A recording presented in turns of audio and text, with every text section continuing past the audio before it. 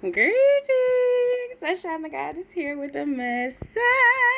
Okay, so there's this interesting thing that I'm being taught once again because I learned this some years back.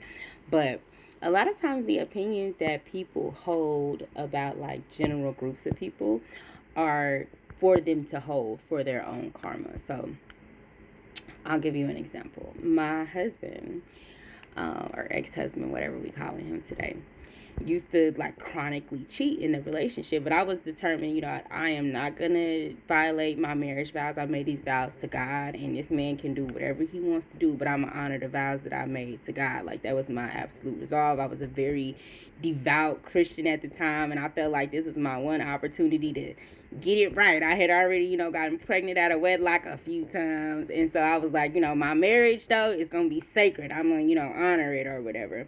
But for whatever reason, this man just was dead set to believe that I cheated on him, and like he would create evidence in order to support this idea. And I was just like, really frustrated, and talking to Holy Spirit, like, I'm saying, what's up with this nigga? Like, I'd have done everything that I'm supposed to do, and here I am being, accused of cheating, just because he out doing what he doing. And Spirit just explained to me that, sometimes it's somebody's karma to believe that they are being wronged, or that they're getting the fruit of whatever seed it is that they planted, and you gotta just let them have that. You know what I'm saying?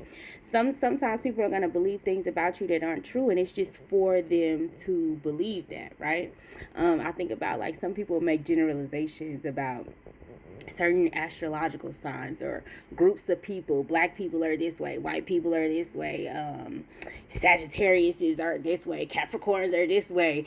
And it's their karma for them to believe that. Like, that's what's aligned with them, that's what they need for their journey. And it's so important that we don't take these generalizations and these opinions personally, right? And if you find yourself in a situation where somebody making these types of accusations that are false is irritating you, I would encourage you to take a look at whether or not you have an emotional attachment to the opinions of other people. Because if you're getting upset, you feel your heart racing, you get a little pitter patter, like somewhere you have attached too much weight to someone else's opinion of you. And I know that's difficult when we're talking about loving relationships, romantic relationships that we've devoted ourselves to, or committed friendships that we've been, involved in for years and poured a lot of energy into. It's hard to remain detached from those people's opinions of you, but it is so important that you do, because it's an unrealistic expectation for you to think that someone is going to have only positive opinions of you, and they're never going to disagree with you or think